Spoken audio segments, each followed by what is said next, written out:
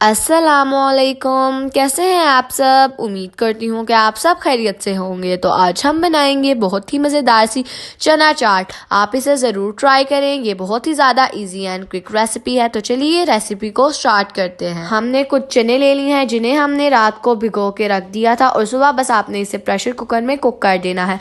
और एक बड़े साइज़ का आपने तकरीबन यहाँ पे आलू ले लेना है, एक नॉर्मल साइज़ का प्याज, एक नॉर्मल साइज़ का टमाटर, इमली की चटनी। और आपने एक बाउल ले लेना है, उसमें आपने चने डाल देने हैं जो हमने तकरीबन एक बाउल भर के लिए थे। और आपने इसमें आलू डाल देना है जो हमने तकरीबन एक आलू लिया था बड़े साइज़ का। और अब आपने इसमें टमाटर डाल देने हैं, हमने नॉर्मल साइज़ के लिए हैं। अब आपने इसमें प्याज ऐड कर देना है, वो भी हमने नॉर्मल साइज़ का लिया है। अब आपने इसमें 2-3 सब्ज़ मिर्चें ले लेनी है और कुछ कटा हुआ जिसे हमने वॉश किया हुआ है हरा धनिया।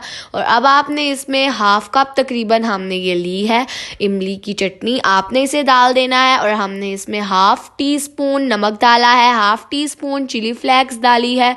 और आपने इसमें 1 टीस्पून तकरीबन चाट मसाला ऐड कर देना है। और आपने इन सब चीज़ों को अच्छे तरीके से मिक्स कर लेना है। तो अब हमारी चना चाट बनकर रेडी हो गई है। तो हम इसे डिश आउट कर लेते हैं। आपने सारी चना चाट एक प्लेट में डाल देनी है।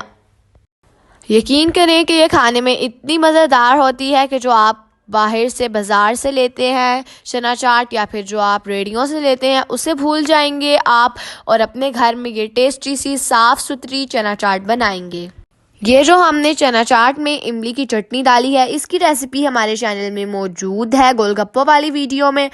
अब हमने इस पे थोड़ा सा चाट मसाला ऐड कर लेना है। अगर आप कम चाट मसाला खाना पसंद करते हैं तो आप कम यूज़ कर लें, अगर आप ज़्यादा खाना पसंद करते हैं तो आप ज़्यादा यूज़ कर लें। और ये बहुत ही ज़्यादा इजी एंड क्विक रेसिपी है, आप इसे ज़रूर ट्राई करें। इसमें कोई बहुत ज़्यादा इंग्रेडिएंट भी नहीं डलते जैसे कि दही वगैरह।